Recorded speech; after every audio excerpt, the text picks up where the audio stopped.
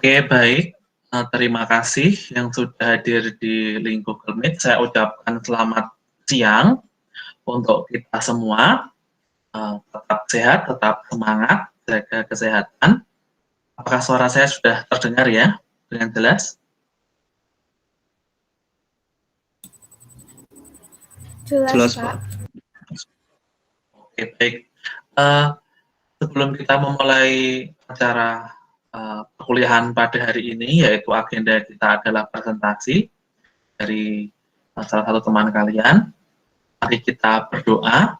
Saya pimpin dalam iman Kristiani, untuk yang lain bisa menyesuaikan begitu. Mari kita berdoa. Tuhan Allah yang kami sembah dalam Tuhan kami Yesus Kristus, kami mengucap syukur karena pada siang hari ini kami dapat berkumpul di ruang Meet untuk melaksanakan perkuliahan Tuhan. Kiranya diskusi kami hari ini Engkau berkati, diskusi kami hari ini Engkau bimbing agar kami senantiasa dapat menjalankan aktivitas hari ini dengan baik. Tuhan, doa yang jauh dari sempurna ini kami serahkan dalam kuasa tangan-Mu, tangan Yesus Kristus Tuhan kami. Amin. Oke, baik. Setelah kita berdoa, saya ingin absen dulu ya untuk hari ini. Saya panggil, nanti kalian bilang hadir. Nila Aromtia. Hadir, Pak. Ya, oke. Aronia Sipayung. Hadir, Pak. Ya, oke. Isa Sugianti. Hadir, Pak. Oke. Kevin Octavianus. Hadir, Pak. Ya. Elsia Matatula. Hadir, Pak. Oke. Baik.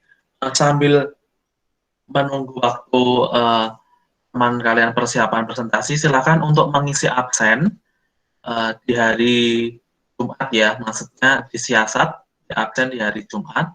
Silakan yang belum mengisi, silakan untuk mengisi absen. Begitu.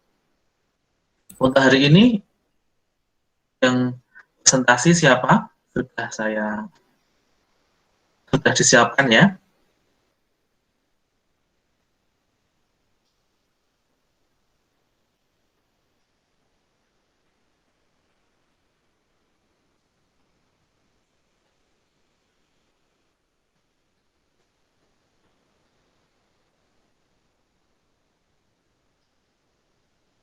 Ya, sambil menunggu absen, saya cek.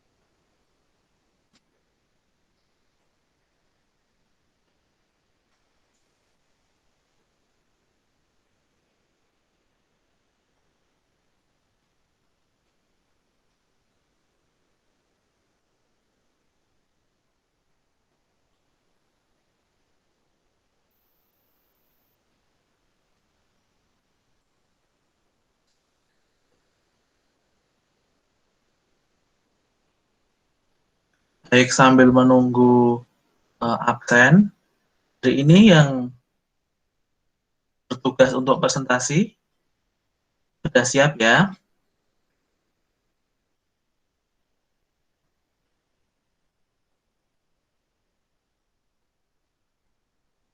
Coba saya lihatkan siapa yang bertugas presentasi.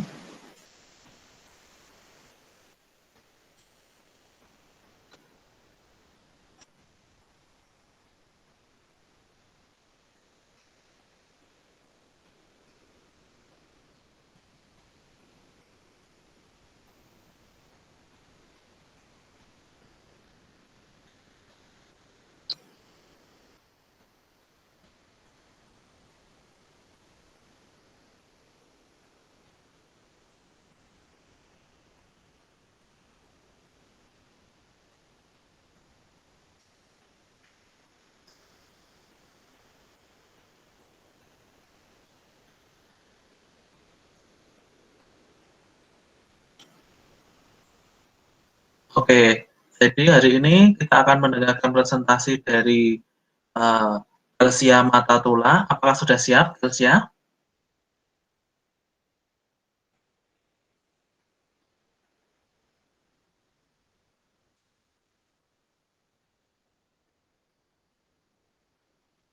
Halo, Delsia. Apakah sudah siap untuk presentasi hari ini?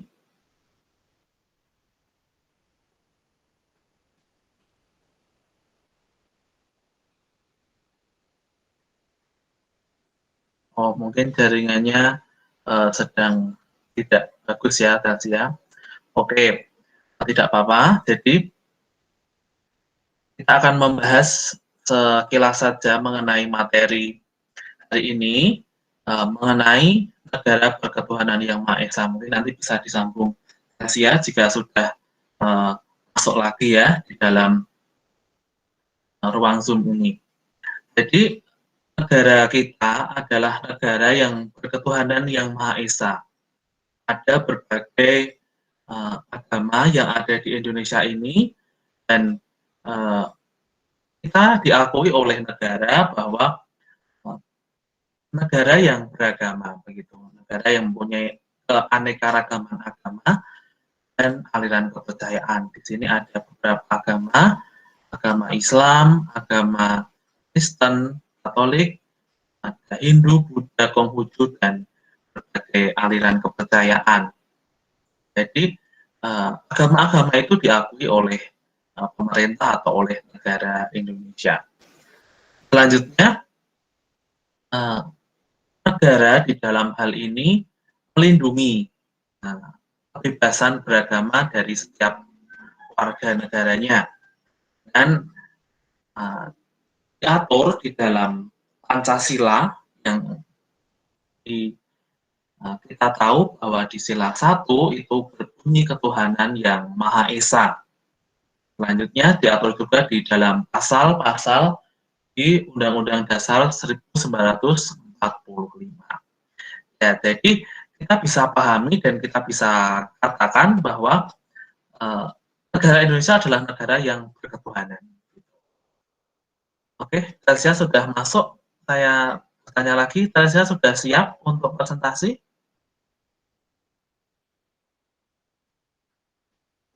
Atau belum? Kalau belum, nanti kita bisa tunda di minggu depan begitu. Delsia sudah siap atau belum?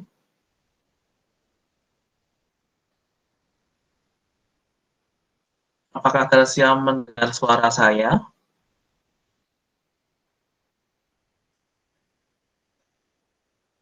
Oke, ya, mungkin baru jaringannya yang tidak baik. Oh, tidak apa-apa. Saya menyadari bahwa kalau di ruang chat Zoom ataupun di aplikasi internet itu memang seperti ini kendalanya. Jadi ada berbagai kendala seperti jaringan internet dan sebagainya, saya maklumi ya. Tapi nanti tetap saja untuk mempersiapkan di dalam presentasi. Oke, saya lanjutkan bahwa negara Indonesia mempunyai ketuhanan atau negara yang berdasarkan atas agama atau suatu kepercayaan tertentu begitu. Di Indonesia ada berbagai agama, tadi sudah saya jelaskan, ada 6 agama dan aliran kepercayaan yang lain. Negara dan agama itu harus berjalan secara beriringan, tidak boleh kuat agama atau kuat negara begitu. Jadi saling melengkapi antara agama dan negara begitu. Selanjutnya, kita sebagai warga negara mempunyai peran aktif di dalam keberlangsungan kedua hal ini, ya, antara agama dan negara. Itu kita harus saling menghargai dan saling menempatkan diri. Bagaimana kita sebagai penganut agama tertentu, sebagai satu warga negara, itu bagaimana hubungan kita. Nah, itu salah satunya, kita sebagai warga negara Indonesia harus taat pada hukum dan taat sebagai penganut kepercayaan tertentu ya. Jadi kita terbagi menjadi dua pandangan ya. Jadi kita sebagai warga negara juga harus 100% sebagai warga negara Indonesia dan 100% sebagai warga umat beragama begitu. Selanjutnya kita bahas mengenai kasus-kasus atau isu-isu yang sering muncul di dalam kehidupan bernegara kita, khususnya isu-isu tentang agama. Saya mengambil satu isu yang ada, yaitu adalah terorisme. Nah, silahkan, saya ingin bertanya kepada kalian, nanti kalian wajib menjawab satu persatu. Bagaimana pendapatmu mengenai terorisme yang ada di Indonesia? Nah, di sini kalian bisa jelaskan mengenai pendapatmu bagaimana tentang pelaku pembunuhan atau dengan tempat-tempatnya yang istilahnya digunakan untuk melakukan teror tersebut dan dampaknya di dalam warga masyarakat. Ya, saya beri waktu 1 menit ya, silahkan untuk dipikirkan, nanti saya akan bertanya begitu ya, silahkan untuk dipikirkan dulu.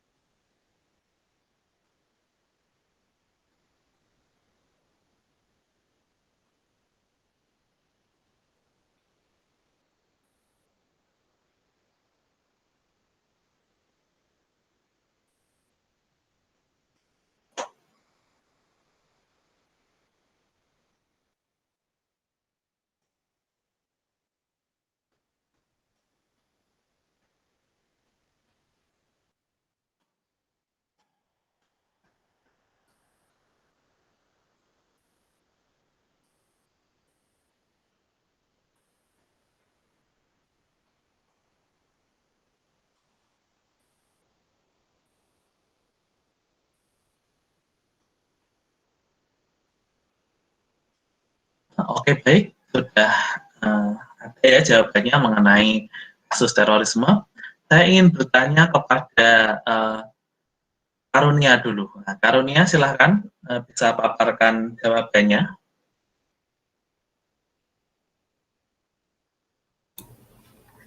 Ini menanggapi kasus terorisme di Indonesia gitu ya, Pak? Ya, silakan. Kalau salah maaf ya, Pak. Ini kalau dari menurut saya, kasus terorisme yang terjadi di Indonesia ini kan banyak sekali ya. Mulai dari ada yang meledakan tempat ibadah, terus habis itu melakukan pembantaian juga yang belakangan ini terjadi, terus yang pernah tenar itu juga terkenal, maksudnya beritanya itu yang satu orang itu datang ke kepolisian. Nah, dari semua itu kebanyakan itu mereka bukan berkaitan, kalau dari pandangan saya itu bukan berkaitan lebih ke satu agama, tetapi seperti mirip kepercayaan mereka, tapi gimana ya Pak jelasinnya? Ada juga waktu itu pas nonton di berita kalau dia tuh bersaksi, dia mantan teroris gitu, dia bersaksi kalau dia itu pernah dicuci otaknya. Jadi tindakan teroris ini tujuan utamanya itu untuk memecah belahkan kesatuan di dalam bangsa ini. Dan tujuan mereka itu biasanya mereka memanfaatkan orang yang mudah sekali terpancing dengan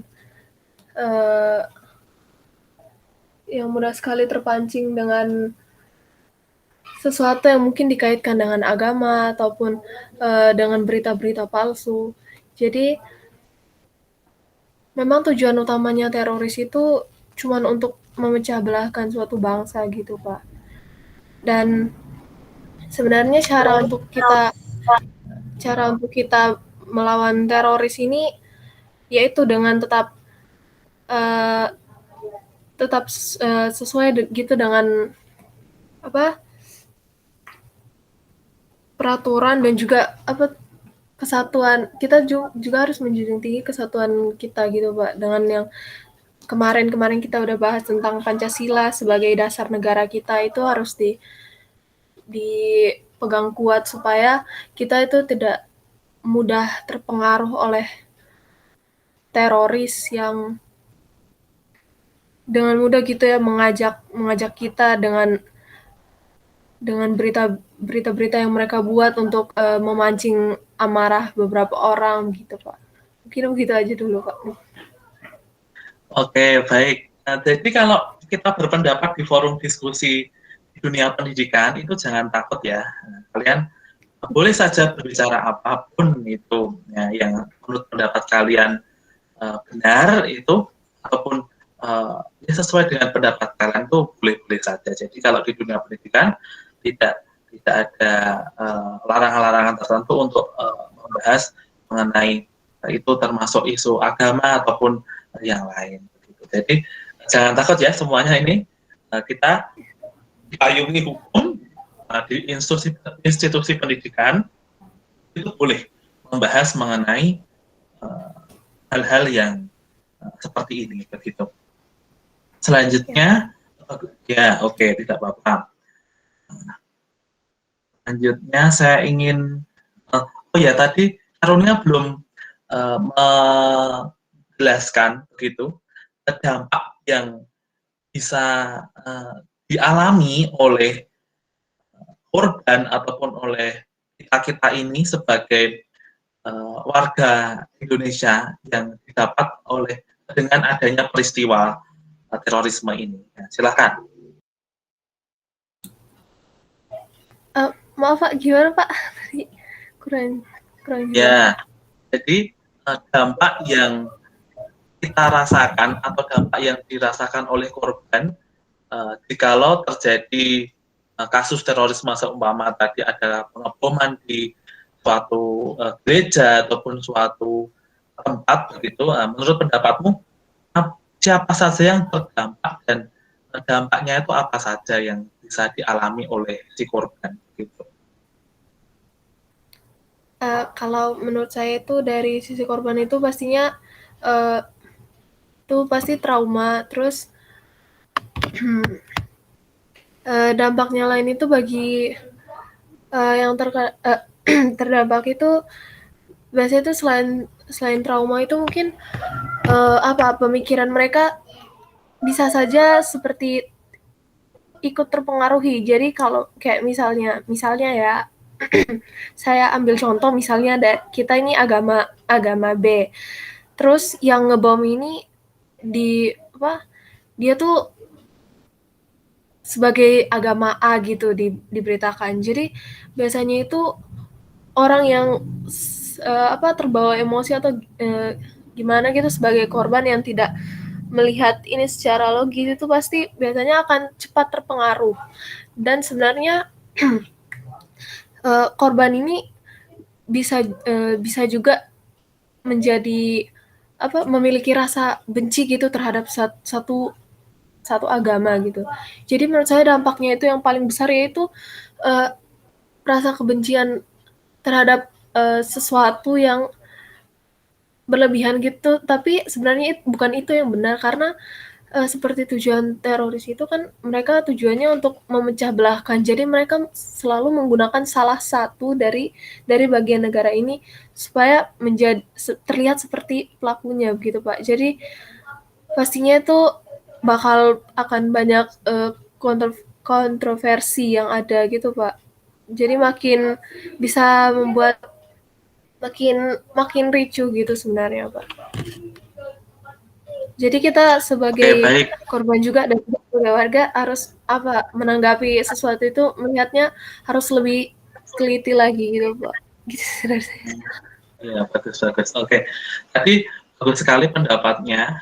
Jadi saya bisa tarik benang merah.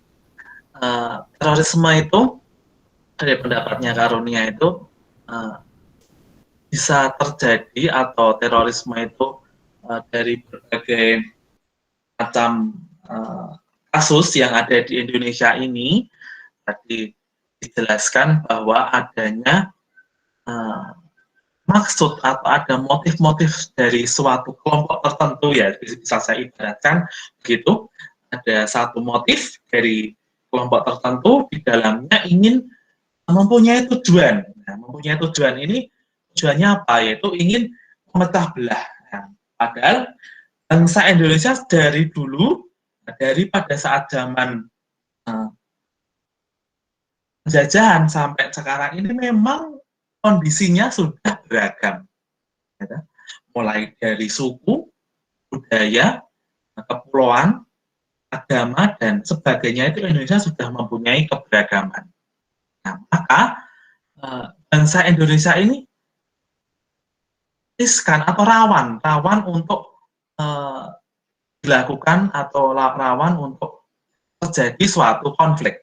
Nah, konflik itu bisa terjadi jikalau ada selisih paham antara satu orang dengan orang lain, antara individu satu dengan individu lain, antara individu dengan kelompok, antara kelompok dan kelompok, dan antara suatu suku tertentu dengan suku yang lain, dan sebagainya. Itu akan menimbulkan suatu konflik atau perpecahan. Nah, maka banyak kelompok atau banyak negara yang iri atau yang dalam tanda kutip itu tidak senang dengan bersatunya bangsa Indonesia. Dari berbagai suku, dari Sabang sampai Merauke, dengan berbagai latar belakang ini, banyak negara-negara lain yang iri atau yang merasa tidak suka dengan bersatunya Indonesia ini. Maka menurut saya itu banyak hal atau banyak kelompok yang ditanam, ya istilahnya bukan apa ya, istilahnya itu di satu kelompok yang memang mempunyai tujuan untuk memecah belahkan bangsa Indonesia agar tidak bersatu begitu. Masih banyak ya kita tahu bahwa kelompok radikal adalah kelompok yang garis keras, ya, kelompok yang tidak setuju dengan NKRI, dengan Negara Kesatuan Republik Indonesia ini, mempunyai motif-motif tertentu yang ingin memisahkan diri. Nah, itu yang dinamakan dengan gerakan separatisme, yaitu gerakan untuk memisahkan diri dari wilayah Indonesia, dari wilayah Negara Kesatuan Republik Indonesia. Maka dalam hal ini saya ingin bertanya dengan kalian sebagai generasi muda, ya, mengenai kasus-kasus seperti ini, bagaimana pendapat kalian, ya? Maka tadi Karunia juga mengatakan kita sebagai generasi muda harus bijak di dalam melihat atau dalam meneliti, ya. Tadi Karunia bilang di dalam meneliti suatu peristiwa. Nah, itu kita harus dengan analisa kita, khususnya kita sebagai mahasiswa yang aktif, ya, sekaligus generasi muda, maka peran kita di dalam menghadapi atau melihat satu isu-isu yang terjadi di dalam masyarakat itu dengan teliti, ya, dengan bijak. Nah, kita gunakan tolok ukur pendidikan kita, tidak langsung melihat suatu peristiwa dan langsung berkomentar tanpa tahu penyebab, tanpa tahu apa yang menjadi hal dalam peristiwa tersebut. Nah, maka peran generasi muda seperti kalian harus tanggap dan bijak di dalam menghadapinya. Begitu. Bagus, Karunia. Saya lanjut ke Kevin, ya. Kevin, silahkan berpendapat mengenai terorisme dan bisa dilengkapi dengan dampak yang menurut pendapatmu apa yang menjadi dampak bagi orang-orang di sekitarnya. Nah, silahkan, Kevin.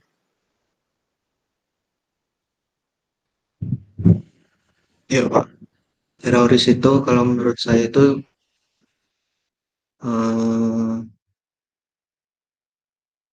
tindakan untuk memecah belah suatu negara, Pak. Jadi ada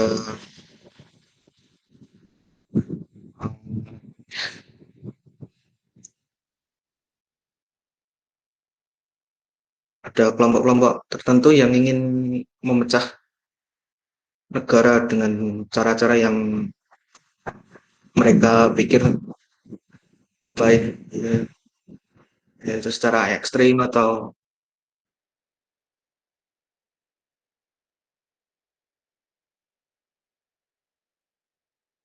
pembantaian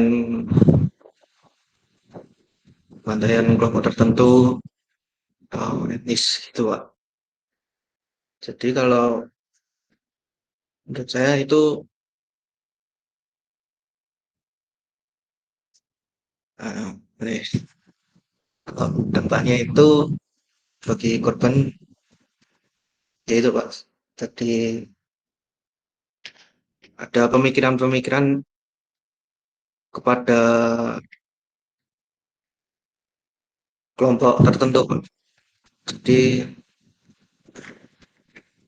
stereotipnya itu, Pak. Jadi stereotip A itu dipandang sebagai begini begini begini, terus yang B itu begini begini gitu. Menurut saya begitu, Pak. Oke, baik. Tadi Kevin mengatakan ada kata stereotip. Ya, saya juga tahu ya maknanya stereotipnya. Kevin bisa menjelaskan, teman-teman yang lain juga mungkin baru pertama kali ya mendengar kata-kata stereotip. Apa itu stereotip? Silahkan jelaskan dulu, Kevin. Ya, alur pembicaraan kita bisa jelas. Silahkan. Oh ya, Pak. Stereotip itu mana ya, Pak? Kita memandang kelompok tertentu itu seperti apa gitu, Pak. Jadi kalau semisal kelompok A itu dipandang masyarakat luas itu sebagai radikalisme gitu ya, Pak.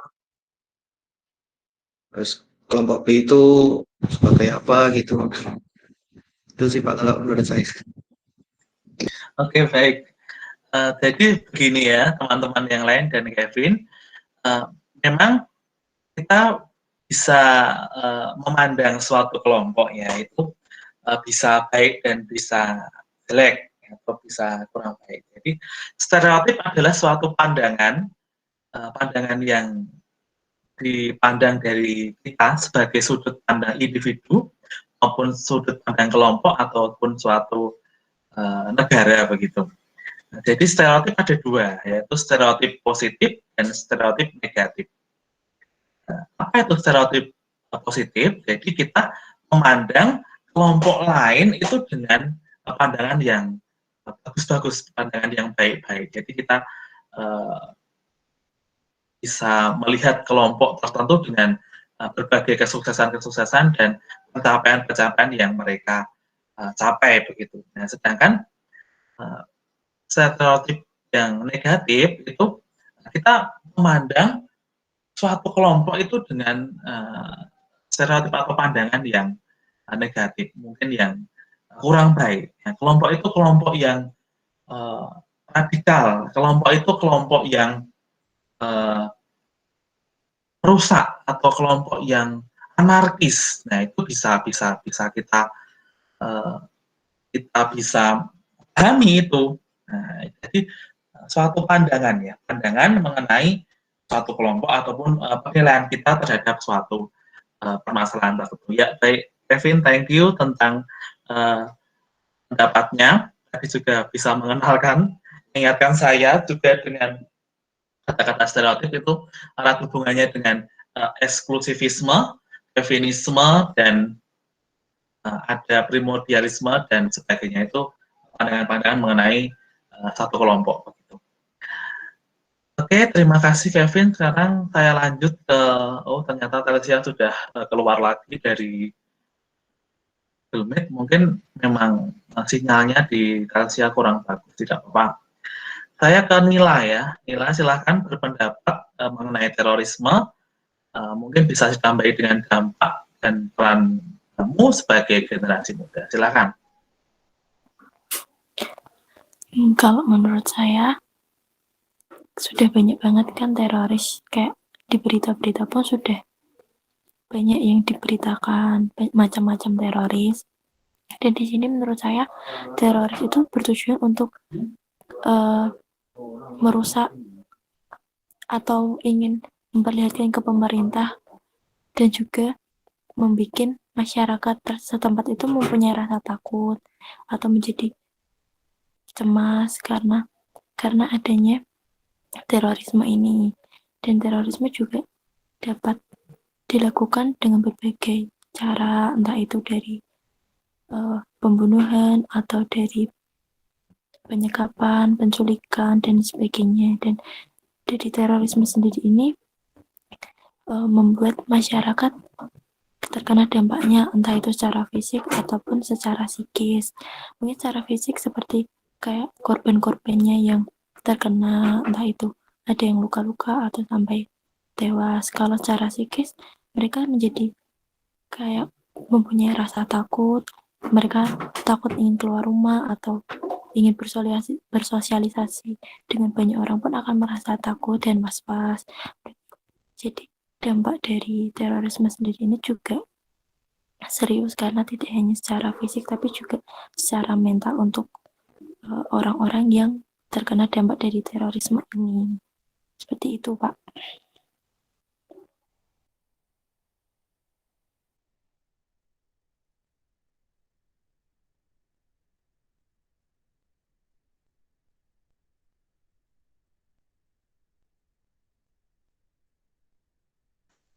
Oke, baik. Jadi ada dampak fisik dan dampak psikis yang dialami oleh warga ya. Jadi pasti yaitu mengenai terorisme. Jadi kita sebagai warga negara kadang merasa takut, ya toh? Sebagai warga negara juga kadang merasa dengan kelompok-kelompok tertentu tadi dikatakan ada stereotip negatif mengenai satu kelompok tertentu. Jikalau di dekat rumah kita ada satu kelompok-kelompok yang dipandang sebagai kelompok teroris, maka kita juga sangat takut ya, apalagi yang diketahui ada Densus 88. Nah itu Densus yang mengenai kasus-kasus terorisme. Ya bagus, Nila. Terakhir saya ingin bertanya kepada Tisa, silakan Tisa untuk mengungkapkan suatu pandangannya ya mengenai terorisme dan dampak juga peran sebagai generasi muda. Bagus, silakan.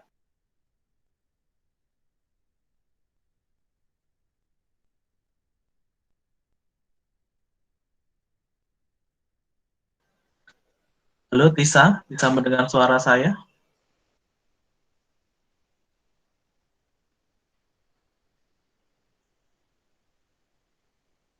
Oh, oh, ya nggak apa-apa.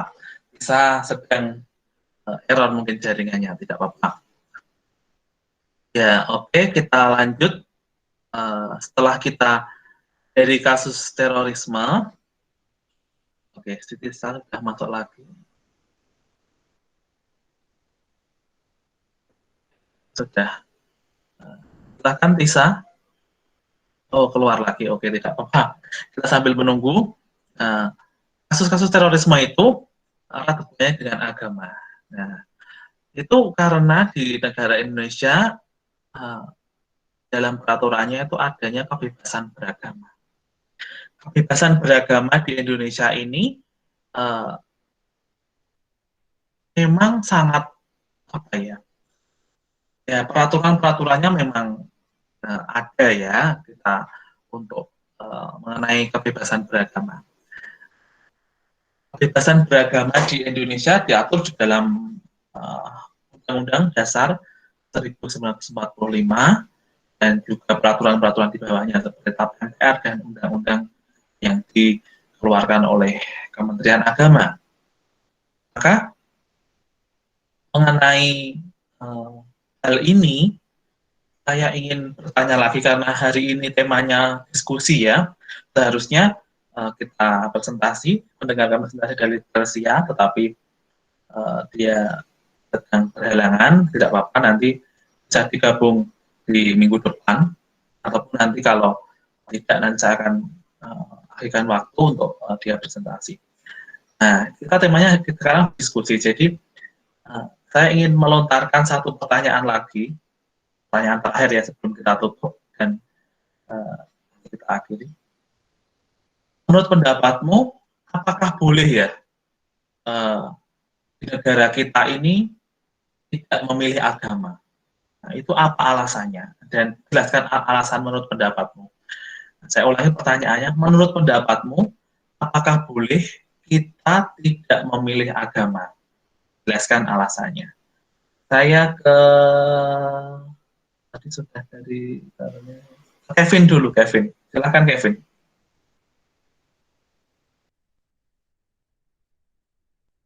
Ya, Pak, kalau menurut saya sih itu pilihan pribadi ya, Pak. Pilihan pribadi untuk memilih, untuk mempercayai suatu agama atau tidak. Eh, Terus tadi apa, Pak, tadi pertanyaannya? Alasannya itu apa? Ya, alasannya itu yaitu orang individu tersebut ada yang mempercayai Tuhan ya karena ya sebagai kepercayaannya gitu, Pak. Ya, kalau individu itu tidak memilih suatu agama itu karena pemikiran mereka itu bisa dibilang memakai logika, Pak. Jadi mereka pikir kalau mereka itu bisa bisa apa namanya? Bisa hidup seperti ini karena individu tersebut bekerja keras dan mempunyai mempunyai apa kesehatan yang baik gitu, Pak, kalau menurut saya. Oke, ya, saya tampung dulu mengenai alasan. Apakah menurut pendapatmu kita sebagai warga Indonesia itu boleh tidak memilih atau tidak mempunyai agama? Jelaskan. Saya ke Nila, silahkan Nila. Kalau menurut saya, kita memilih atau tidak memilih suatu agama itu tergantung dari diri kita sendiri, Pak. Jadi kayak seperti dari kepercayaan kita sendiri. Tapi kalau mungkin balik lagi ke Pancasila, kan kita mempunyai dasar negara yang sila pertama itu kan ketuhanan yang Maha Esa. Jadi kayak lebih mengacu kayak lebih ke kepercayaan gitu loh, Pak. Jadi mungkin harusnya kita kalau sesuai dengan Pancasila ya kita harus memilih agama kita, tapi memilih dengan sesuai kepercayaan kita masing-masing. Seperti itu, Pak. Oke, bagus pendapatnya. Sebelum ke Karunia, apakah Tisa sudah bisa uh, untuk berpendapat? Tadi boleh disampaikan tentang terorisme dan ditambah dengan tentang kebebasan beragama itu apakah boleh tidak memilih agama di negara kita? Silakan, Tisa.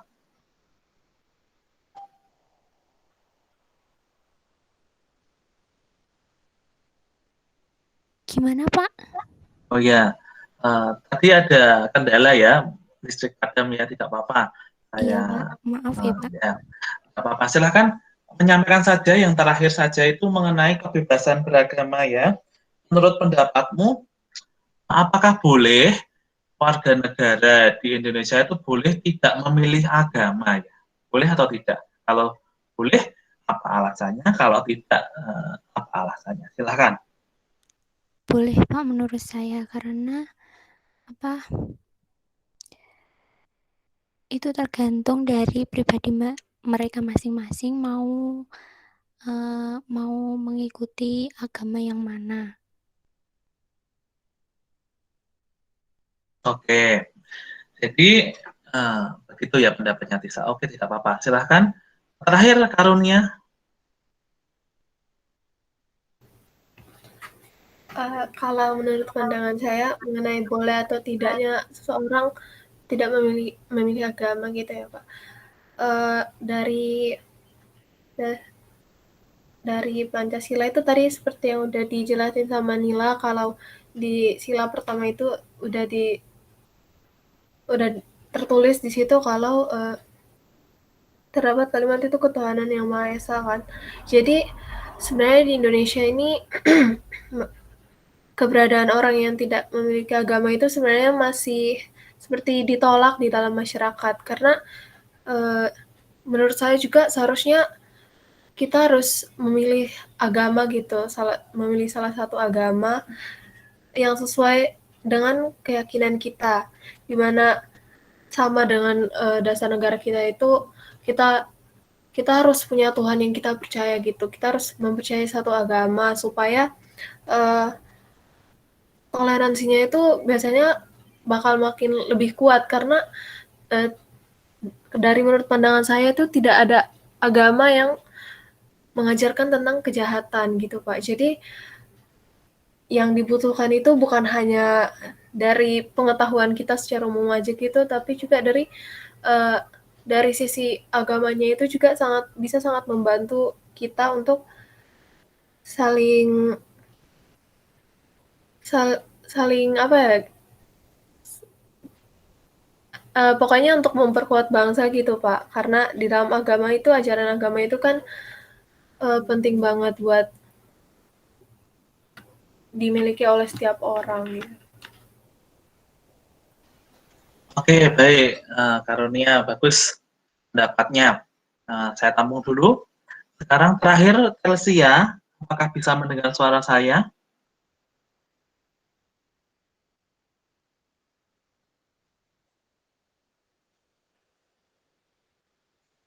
Oke, tidak apa-apa, Telsia masih terhambat jaringannya, tidak apa-apa, yang penting sudah bisa masuk. Oke, jadi kebebasan beragama di Indonesia, tadi sudah saya jelaskan, bahwa di sila pertama, juga berbunyi ketuhanan yang Maha Esa itu jelas bahwa seluruh warga negara Indonesia yang berada di wilayah Indonesia wajib hukumnya untuk beragama. Tetapi kalau ada salah satu warga atau ada beberapa kelompok yang saya tidak bisa memilih 6 agama yang disarankan pemerintah, bagaimana solusinya? Bagaimana solusinya Pak kalau seperti itu? Ya, jadi mulai beberapa tahun ini dikeluarkan ketetapan MPR mengenai hal ini, bahwa setiap warga negara yang maksudnya ada aliran tertentu, aliran kepercayaan tertentu, maka di KTP ataupun di kartu tanda penduduk ataupun di kartu identitas yang lain dapat ditulis aliran kepercayaan kepada Tuhan yang Maha Esa. Ya, jadi seperti itu ya. Jadi selain kebebasannya itu mutlak, itu kebebasan beragama diatur oleh pemerintah. Jadi, tetapi kebebasan itu juga harus kebebasan yang bertanggung jawab. Jadi kebebasan yang tidak menyenggol kebebasan orang lain, ya, ataupun kebebasan yang tidak merugikan orang lain. Begitu. Saya kira untuk diskusinya cukup untuk hari ini. Ya, setelah ini saya minta kalian untuk nanti akan saya share link YouTube di WA Group. Nah, setelah itu kalian bisa simak video mengenai presentasi kelas lain yang mengenai materi hari ini, negara berketuhanan yang Maha Esa, bisa kalian simak. Dan untuk bahan TTS besok Jadi saya ingin informasikan juga TTS-nya itu besok hari Jumat ya. Saya buka dari mulai jam 7 sampai jam 16 ya. Kalian bisa mengerjakan kapanpun kalian bisa kerjakan itu TTS-nya dan maksimal pukul 16 begitu. TTS-nya nanti akan saya share di grup dan linknya di grup. Nah, gitu. Selanjutnya, setelah ini kalian akan saya share untuk materi dan untuk disimak di YouTube dan bahan TTS di grup. Setelah kalian menyimak video di YouTube, nanti kalian tulis di kolom komentar ya, bagaimana pendapatmu mengenai kasus atau isu-isu keberagaman di Indonesia ini yang sudah kalian jawab tadi, boleh kalian tulis di kolom komentar untuk sebagai wujud keaktifan di 1 jam setelahnya ini. Gitu. Jadi saya ulangi, nanti setelah ini saya akan share di grup materi untuk PTS hari Jumat besok dan link YouTube untuk video presentasi teman kalian, kelas lain maksudnya, dan kalian bisa simak di situ. Dan selanjutnya kalian nantinya bisa menuliskan di kolom komentar apa yang menjadi pendapatmu mengenai isu-isu keberagaman di Indonesia, contoh kebebasan keberagaman beragama, dan apa menurut pendapatmu dituliskan di YouTube. Itu informasi dari saya. Apakah ada yang ditanyakan? Silahkan. Untuk bahan TTS juga nanti saya share di grup. Untuk sampai tengah semester ini, apakah ada yang mau ditanyakan? Nila, sudah jelas ya Nila? Sudah, Pak. Oke. Karunia? Untuk saat ini sudah jelas, Pak. Oke. Kevin? Untuk saya ini belum, Pak. Belum ada pertanyaan. Oh ya. Nanti bisa ditanyakan lewat WA atau chat ya, kalau ada pertanyaan. Bisa? Sudah jelas ya? Sudah, Pak. Ya, nanti juga bisa bertanya di chat ya, atau di grup ya, grup bisa. Karena ini waktunya sudah menunjukkan hampir mau pukul 12 waktunya untuk teman kita yang beragama Muslim untuk menjalankan ibadahnya. Nah, maka kita akan tutup kelas ini dan nanti dilanjutkan di YouTube ya. Nanti saya akan di WA grup akan saya kirim untuk linknya. Untuk mengakhirinya, kita akan berdoa terlebih dahulu. Doanya ini untuk mengakhiri ini dan untuk kelancaran tes besok. Saya minta siapa ya? Kevin saja, Kevin untuk pimpin kita dalam doa. Baik, semuanya sebelum kita mengakhiri kelas hari ini, mari kita berdoa. Ya Tuhan, terima kasih atas berkat-Mu pada hari ini. Kami telah mengakhiri kelas pada hari ini. Dan Tuhan, kiranya Engkau memberkati kami dalam mengerjakan tes pada hari Jumat besok, Tuhan. Beri kami kelancaran dalam mengerjakan tes pada hari Jumat itu. Dan Tuhan, kiranya Engkau memberkati kami pada hari ini dan sampai malam nanti. Tuhan, terima kasih Tuhan. Amin. Oke, baik. Terima kasih, Kevin. Saya mengingatkan untuk minggu depan yang bertugas untuk presentasi negara berdasarkan kemanusiaan yang adil dan beradab, siapa? Saya, Pak. Ya, oke. Tolong dipersiapkan ya. Nanti kalau ada apa-apa bisa menghubungi Pak Dion. Begitu saja. Saya kira cukup untuk pertemuan kita hari ini.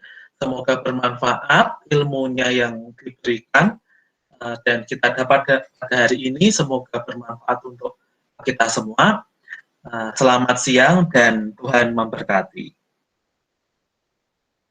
Terima kasih. Terima kasih, Pak. Terima kasih, Pak. Tuhan memberkati. Ya.